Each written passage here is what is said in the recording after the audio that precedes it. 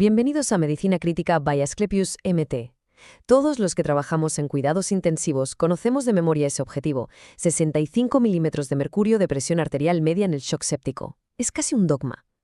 Pero, a ver, ¿realmente es suficiente? Hoy, basándonos en una revisión que es fundamental de Critical Care Medicine, vamos a sumergirnos en la hemodinámica avanzada para responder justo a eso. ¿Cómo podemos optimizar la perfusión de verdad, la que llega a los tejidos, yendo mucho más allá de un simple número en un monitor? Y es que esta es la pregunta del millón, ¿verdad? La que nos hacemos cada día en la unidad.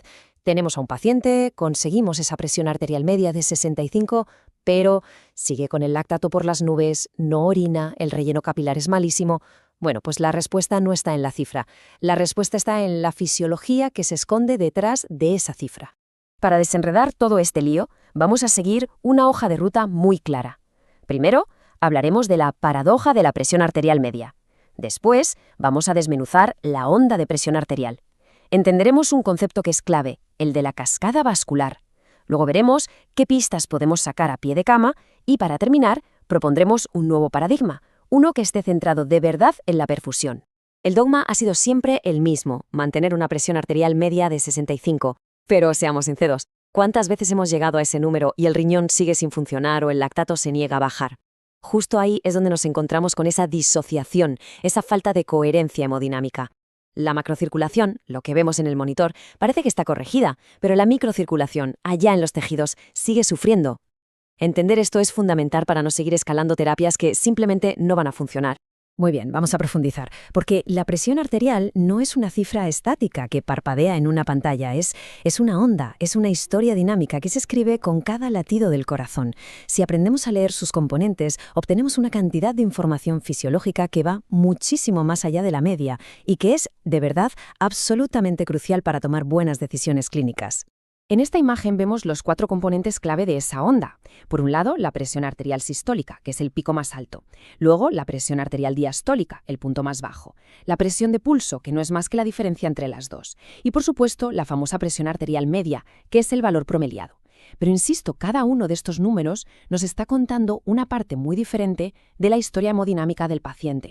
Y aquí está una de las claves de todo esto. Mientras que la sistólica nos habla de la fuerza con la que se contrae el ventrículo izquierdo y de cómo de rígidas están las grandes arterias, la diastólica, ojo, la diastólica es nuestro mejor chivato a pie de cama del tono vasomotor. Una presión arterial diastólica baja, sobre todo si el paciente está taquicárdico, es una bandera roja, un signo inequívoco de vasoplejía severa.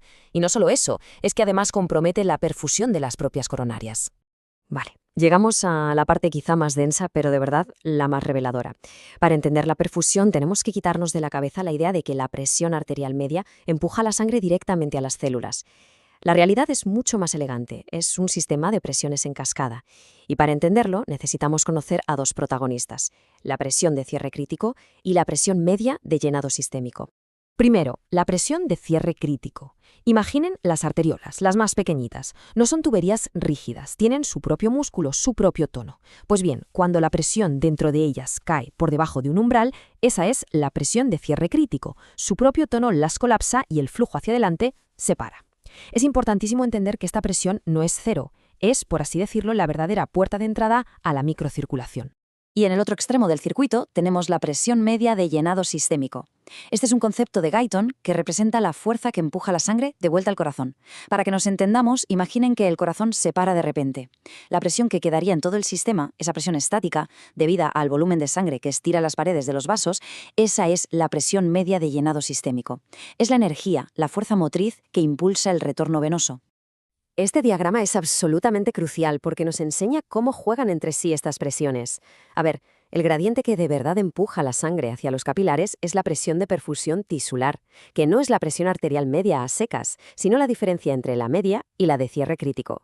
Pero, y aquí viene lo importante, para que los tejidos puedan regular su propio flujo, necesita existir un segundo gradiente, una cascada vascular entre esa presión de cierre crítico y la presión media de llenado sistémico. Esta cascada es un mecanismo de protección maravilloso. Evita que toda la presión arterial bruta llegue a los delicados capilares y permite que cada tejido ajuste su flujo a sus necesidades. El problema es que en el shock séptico grave, la vasoplegia hace que la presión de cierre crítico se desplome. Se acerca peligrosamente a la presión media de llenado sistémico y esa cascada desaparece. El sistema se convierte en un tubo pasivo, pierde toda capacidad de autorregularse. Y esto fisiológicamente es un punto de no retorno de una gravedad extrema. De acuerdo.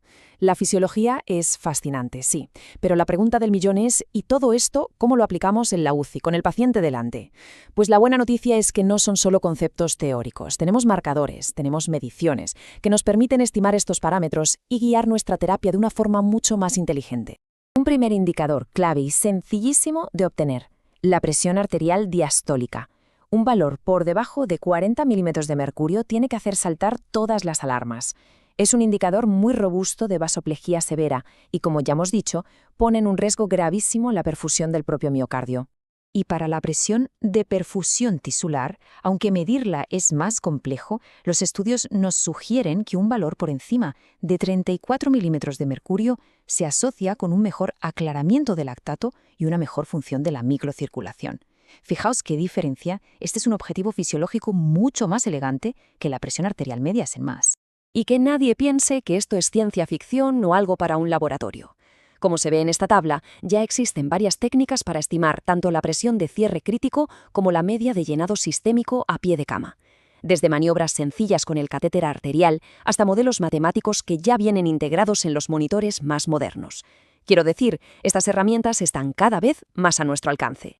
Con todo lo que hemos visto, llega el momento de juntar las piezas y proponer un enfoque clínico más moderno, con más matices. Tenemos que evolucionar, pasar de una reanimación centrada obsesivamente en un número de presión a una estrategia que de verdad esté centrada en restaurar la fisiología de la perfusión. Esta cita del artículo original lo clava, lo resume perfectamente. Dicho de otro modo, cuando el monitor nos dice que la presión arterial media está bien pero el paciente sigue mal, ese es el momento de dejar de mirar la superficie y bucear más hondo. Es la señal de que tenemos que evaluar la perfusión real para no seguir subiendo fármacos o metiendo líquidos de forma inútil y probablemente dañina. Entonces, ¿cómo es este paradigma en la práctica? Pues mira, paso 1. Claro que reanimamos hasta los objetivos iniciales, los de siempre, pero si la hipoperfusión no se resuelve, pasamos al siguiente nivel. Analizamos la diastólica, estimamos la presión de perfusión tisular y, lo más importante, evaluamos si existe esa cascada vascular. Y aquí es donde la terapia se vuelve precisa. Si la cascada se ha perdido porque la presión de cierre crítico es baja por la vasoplegia, el objetivo es restaurarla con más vasopresor. Pero si, en cambio, la presión media de llenado sistémico es baja, el problema es de precarga, y ahí los fluidos sí pueden ser la respuesta. El objetivo final ya no es un número de presión, es restaurar la fisiología de la perfusión. Venga, para que nos quedemos con las ideas claras, los mensajes clave para llevar a la práctica son estos. Primero, la presión arterial media es el punto de partida, no la meta. Segundo, la presión arterial diastólica es un signo vital crucial para saber qué tal está el tono vascular. Tercero, la cascada vascular es fundamental y si se pierde, estamos ante una situación gravísima. Y por último, el gran mensaje. Tenemos que cambiar el chip, dejar de pensar en la presión y empezar a pensar en la perfusión. Y os dejo con esta pregunta para reflexionar en la próxima guardia. La siguiente vez que estéis ajustando la noradrenalina para llegar a ese 65 de media, parad un segundo y preguntaos, ¿estoy tratando un número en el monitor o de verdad estoy mejorando cómo le llega la sangre a los tejidos de mi paciente? Muchas gracias por acompañarnos.